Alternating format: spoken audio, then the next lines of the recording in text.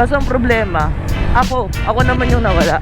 Ako yung nawala dun sa apoy ko. 349, 350. Alis tayo, agahan natin para makapagkape tayo.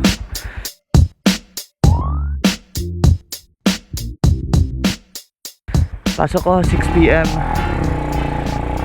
So yeah, what is up mga Benatics? Sana masarap ulam niya, magandang buhay sa lahat. Panibagong araw, panibagong vlog na naman mga tol. Ngayon samahan nyo ako, papasok tayo ng panggabi. Medyo kabado ako sa pasok ko ngayon honestly, kasi solo night ako guys. Wala akong kasama. Ito yung first time ko na magso-solo night ako. Sana magpakabait yung universe at hindi niya ako bigyan ng mga komplikado na mga procedures ngayong gabi. Sana walang mga combo-combo. Pero hindi, kaya ko to at kailangan kong kayanin to para mag-grow tayo. Hindi pwede yung nagre-rely tayo palagi sa kasama natin. Although pwede naman silang tawagan, di ba? Anong magagawa mo kung matoxic ka? Anyways, masyado ng technical yung mga pinagsasabi ko. Gamit ko ngayon si Miko as usual. And papunta tayo ng work sa Las Piñas.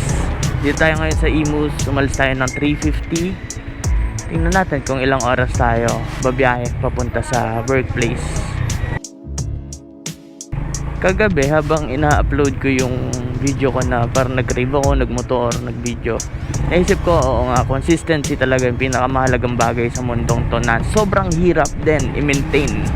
Yun yung goal ko ngayong 2026, na kahit sa isang hilig ko or isang bagay na pinagkakaabalahan ko, maging consistent ako. Either trabaho, vlogging, hobbies, at kung ano-ano pang mga ginagawa ko sa buhay to keep me sane. Baka kasi sa una lang din giyang, tapos afterwards tatama rin. Napansin ko kasi tulad dati, meron akong SJ camera, diba? Doon ako nagsimulang mag-moto vlog, and then doon din nagsimula yung pangarap ko na magkaroon ng GoPro. Tapos nung nagka-GoPro ako, ang naging struggle ko naman is mabigat yung file. Kailangan ko ng editing software or editing hardware na mas malakas. Bumili ako ng computer. Pagbili ko ng computer, bitin pa din. Pero naitatawid, nakakapag-edit ako.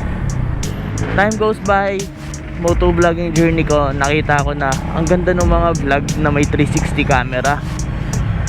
Wait lang guys. Damot mo. Thank you.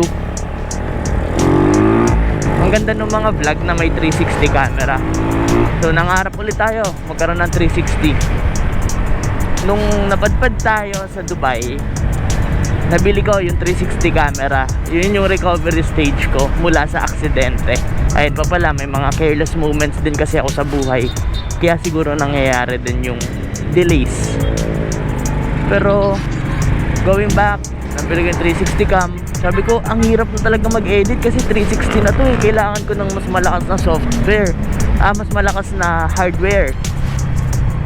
Nagkaroon tayo ng MacBook. Si MacBook, kaya niya lahat.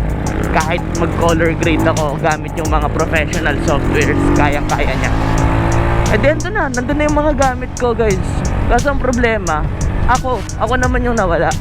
Ako yung nawala dun sa apoy ko na gusto ko maging vlogger, gusto ko maging sikat na content creator, gusto ko maging effective moto vlogger na makakapag-inspire, makakapagbigay ng information na maayos. So ayun no, ng self-realization lang na minsan hindi natin napapansin na yung mga bagay na pinapangarap at inihiling natin nasa atin na. Kaso ang problema, tayo naman yung nawala dun sa path na gusto nating tahakin. Kaya ngayon, galingan natin ngayong mid-year ng 2026. July pa lang, meron pa akong 5 buwan para mag-grind. para bago mag-birthday ko, makita ko na may growth yung channel ko. Makita ko na merong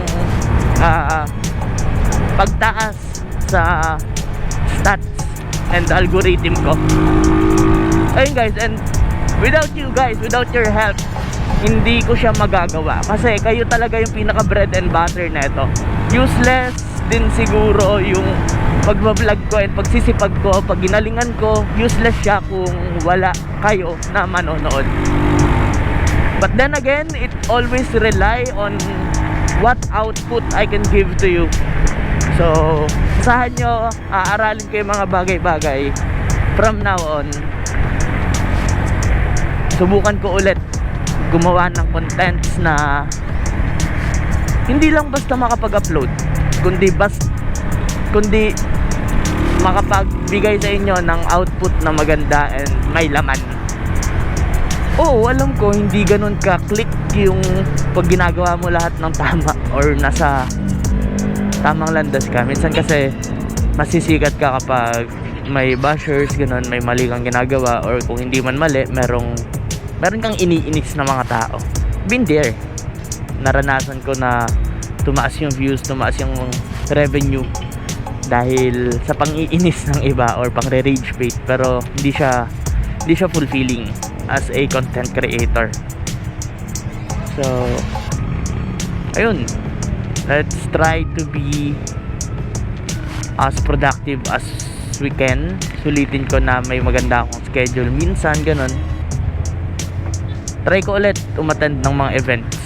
Try kong ibuhos yung oras sa, hindi naman ibuhos, pero maglaan ng oras para sa ginagawa natin.